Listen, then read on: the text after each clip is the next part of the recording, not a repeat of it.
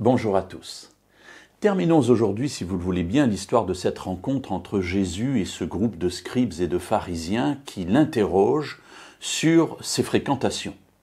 Après avoir appelé Lévi Matthieu, qui est un péager, qui est un collecteur d'impôts, ce péager lui offre un grand festin et invite ses collègues et d'autres personnes.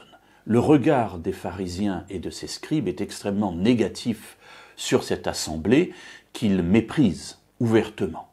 Et Jésus leur dit, le médecin est là pour soigner des malades. Si vous considérez qu'ils sont malades, eh bien je suis bien à ma place, puisque je suis venu pour les soigner.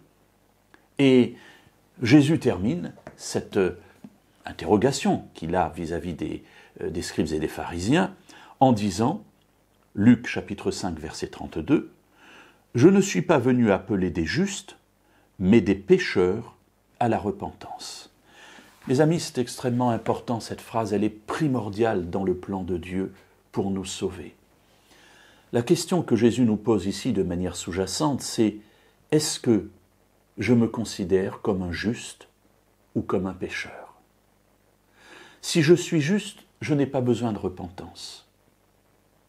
Alors, est-ce que je puis être juste devant Dieu? Toute la Bible me dit non, parce que ce que je sais faire le mieux, c'est de pécher. Je suis, comme dira David, né tout entier dans le péché.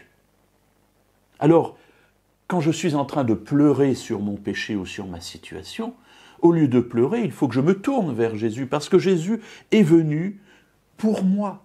Il est venu pour les pécheurs. Mes amis, c'est ça la bonne nouvelle du salut. C'est cela l'évangile. Au lieu de me morfondre dans mon coin lorsque je pêche, que j'aille vers Jésus et que je lui dise « Seigneur, voilà, pardonne-moi, j'ai péché, j'ai fait ce que je sais faire de mieux, mais je sais que tu es venu appeler à la repentance, non pas des justes, mais des pécheurs. Ainsi, je suis à ma place lorsque je vais vers Jésus pour recevoir de lui le pardon et la réconciliation.